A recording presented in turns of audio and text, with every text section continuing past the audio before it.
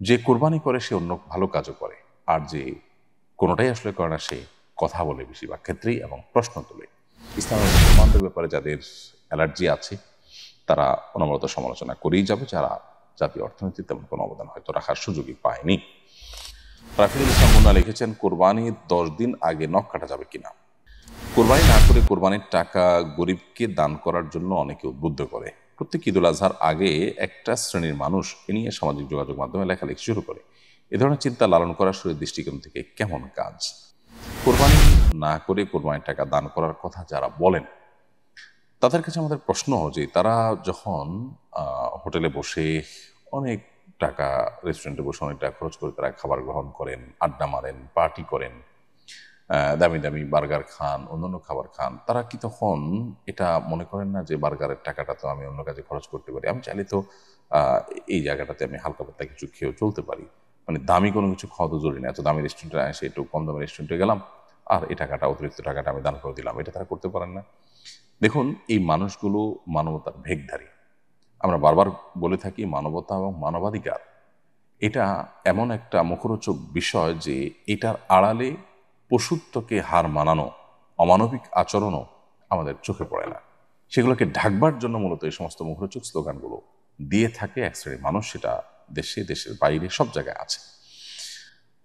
যে ইসলাম আমাদেরকে কোরবানি করতে বলেছে সেই ইসলাম আমাদেরকে আল্লাহর সন্তুষ্টির জন্য গরিব দুঃখীর মুখে আহার তুলে দেওয়া, সম্পদের জাকাত দেওয়া, রমজানে ফিতরা দেওয়া, খাদ্যদান কর্মসূচিতে অংশগ্রহণ করা, নানাবিধ ভালো কাজ করার জন্য উদ্বুদ্ধ করেছে। জিলহজ মাসের প্রথম দশক হলো ইবাদতের দ্বিতীয় বৃহত্তর মৌসুম। ইবাদতের সবচেয়ে বড় মৌসুম বা সিজন হলো রমজান মাস। রমজানের পর ইবাদতের সবচেয়ে বড় মৌসুমটা হলো জিলহজের প্রথম 10টি দিন। এই 10টি দিনে আমল করা আল্লাহর কাছে যে কোনো সময়ের আমলের চাইতে প্রিয়। নবী সাল্লাল্লাহু আলাইহি ওয়াসাল্লাম বলেছেন, সহিহ বুখারীতে বর্ণিত হয়েছে, মামিন আইয়ামিন আল আমলুস সালিহ ফিহিন্না আহাব্বু ইলাল্লাহ মিন হাদিল আইয়াম। জিলহজের প্রথম দশকে আমল ইবাদত করলে এটা আল্লাহর কাছে যতটা প্রিয় হয়, অন্য কোনো সময় আমল ইবাদত করলে সেটা আল্লাহর কাছে এত প্রিয় হয় না। এই জন্য এই দিনগুলোতে বিশেষভাবে আমাদের আমলের প্রতি মনোযোগ দিতে হবে। স্পেশালি জিকির বেশি বেশি করার পরে কোরআন সূরা তওবাতে আল্লাহ নির্দেশ করেছেন, এবং সেই সাথে আইয়ামে তাশরিকের দিনগুলোতে তাকবীর তাশরিক স্পেশালি বেশি বেশি করে পাঠ করা, আল্লাহু আকবার, আল্লাহু আকবার, লা ইলাহা ইল্লাল্লাহ, আল্লাহু আকবার, আল্লাহু আকবার, লিল হামদ, পাঁচ ওয়াক্ত নামাজের পরে একবার করে পাঠ করে নারী পুরুষ সবার জন্য কর্তব্য। এটা আইয়ামে তাশরিকে 9 জিলহজ বাদ ফজর থেকে নিয়ে 13 জিলহজ আসর পর্যন্ত। আর এর বাইরে জিলহজের এই 10 দিন জুড়েই ঘন ঘন বেশি বেশি করে তাকবীর তাশরিক বেশি বেশি করে পাঠ করা, এটা সুন্নাহ। এবং সেই সাথে এই দিনগুলোতে আপনার নফল রোজা রাখা, প্রথম 9টা দিন নফল রোজা রাখার পরেও আপনার বর্ণিত হয়েছে, গুরুত্ব আরোপ রয়েছে। এবং সবচেয়ে গুরুত্বপূর্ণ আমল হলো কোরবানি করা, হজ করা। এই দিনগুলোতে অনেক ধরনের আমলের কথাই কিন্তু আমাদেরকে বলা হয়েছে। বেশিরভাগ মানুষই রমজানের আমলের গুরুত্ব জানলেও জিলহজের প্রথম দশকের আমলের গুরুত্ব জানে না। কোরআনে কারিমে আল্লাহ তাআলা শপথ করেছেন, ওয়াল ফাজরি ওয়া লায়ালিন আশ, ওয়াশ শাফা'i ওয়াল ওয়াতর, ফজরের শপথ এবং 10টি রাতের শপথ, জোড় এবং বিজোড় রাতগুলোর শপথ। এই আয়াতের ব্যাখ্যায় বিশ্ববিখ্যাত তাফসীরকারক ইবনে আব্বাস রাদিয়াল্লাহু তাআলা আনহু বলেছেন, এখানে মূলত জিলহজের প্রথম 10টি রাতের কথা আল্লাহ তাআলা ইঙ্গিত করেছেন, শপথ করেছেন। তার মানে এই 10টি রাতের গুরুত্ব এবং মর্যাদা আল্লাহর কাছে এত বেশি যেগুলোর নামে আল্লাহ তাআলা শপথ করেছেন। তো সেজন্য সেগুলোর উপর আমাদের বিশেষভাবে দায়িত্বশীল হতে হবে। রাফিদুল ইসলাম মুন্না লিখেছেন, কোরবানির 10 দিন আগে নখ কাটা যাবে কিনা। কোরবানির 10 দিন আগে তো নখ কাটতেই পারবেন। কোরবানির আপনার চাঁদ দেখা যাওয়ার আগে চুল, নখ ইত্যাদি কেটে কোরবানির পর্যন্ত সেটা আর না কেটে থাকা, এটাই হলো নির্দেশ না। অতএব 10 দিন আগে, তার মানে পয়লা জিলহজ শুরু হওয়ার আগে আমরা চুল নখ ইত্যাদি কেটে শেষ করব, সেটা ঠিক আছে। কোরবানি না করে কোরবানির টাকা গরিবকে দান করার জন্য অনেকে উদ্বুদ্ধ করে। প্রত্যেক ঈদুল আজহার আগে একটা শ্রেণীর মানুষ এ নিয়ে সামাজিক যোগাযোগ মাধ্যমে লেখালেখি শুরু করে। এ ধরনের চিন্তা লালন করা শরীর দৃষ্টিকোণ থেকে কেমন কাজ?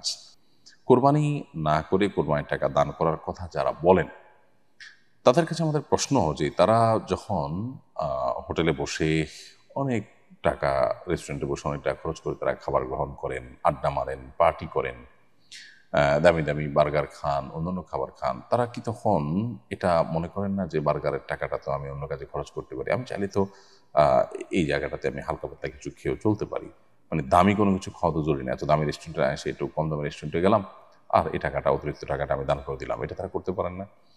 দেখুন, এই মানুষগুলো মানবতার ভেগধারী।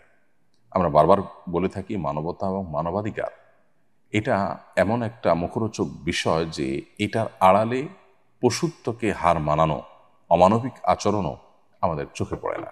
সেগুলোকে ঢাকবার জন্য মূলত এই সমস্ত মুখরোচক স্লোগানগুলো দিয়ে থাকে এক শ্রেণীর মানুষ, সেটা দেশে, দেশের বাইরে, সব জায়গায় আছে।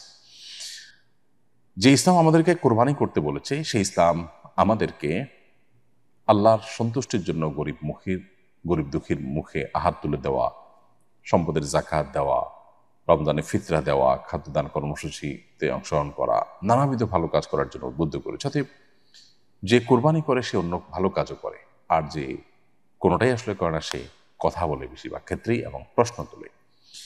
দেখুন, কোরবানি এমন একটা ইবাদত যেটা না হলে গরিব ক্ষতিগ্রস্ত হবে। আমরা জানি যে গত কয়েক বছর ধরে আমাদের দেশে কোরবানির হার অনেক বেশি বেড়েছে।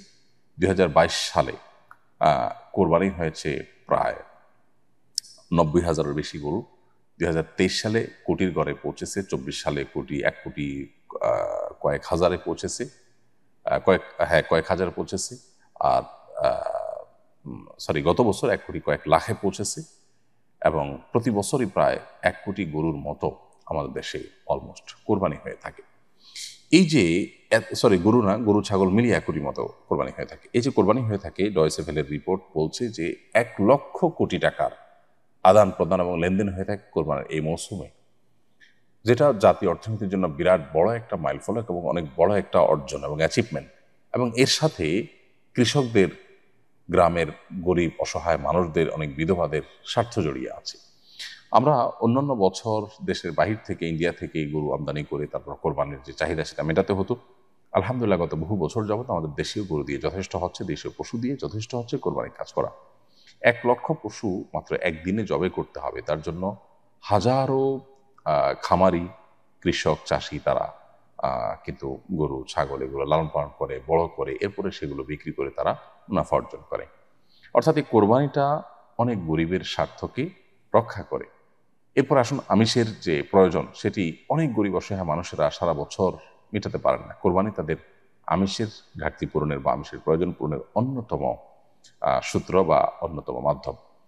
এর বাইরে কোরবানিকে ঘিরে আরো যত রকমের ব্যবসা বাণিজ্য হয়ে থাকে, খড়কুটো, তারপরে যা গরুর খাবার, খৈল, ভুসি, তারপরে চাটাই, কামারদের, সারা দেশে যত কামার আছে তাদের সবচেয়ে বেশি বিজনেসটা এই কোরবানির মৌসুমে হয়ে থাকে। দাও, ছুরি, বটি, ধামা, এগুলো ধার দেওয়া, তৈরি করা ইত্যাদি।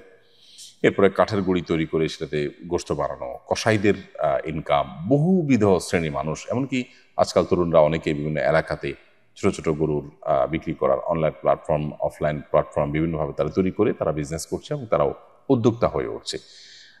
এটা যদি আরো সামনে আমরা বাড়াতে পারি তাহলে দেশের বাইরে আমরা রপ্তানি করতে পারবো। ইন্ডিয়া এবং ব্রাজিল, বহু দেশ, অস্ট্রেলিয়া, বহু দেশ তারা কিন্তু প্রচুর পরিমাণ গরুর গোশত বাইরে রপ্তানি করে। তারা কিন্তু বহু ছাগলের গোশত রপ্তানি করে। দুধ প্রচুর পরিমাণে হয়।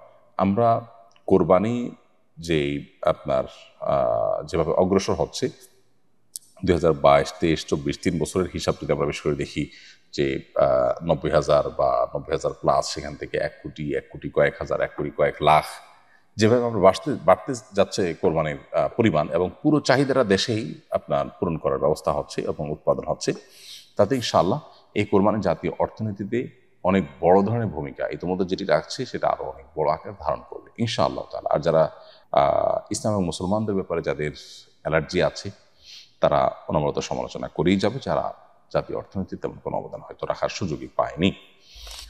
কোরবানি আমাদের সমাজে অনেক সময় সামাজিক মর্যাদার প্রতিযোগিতায় পরিণত হয়। কোরবানির এই বিচ্যুতি কিভাবে রোধ করা যায়, এটার জন্য ব্যাপকভাবে কোরবানির যে আসল মহিমা, কোরবানির আসল যে উদ্দেশ্য, সেটা নিয়ে আলোচনা বাড়াতে হবে, এটার চর্চা বাড়াতে হবে।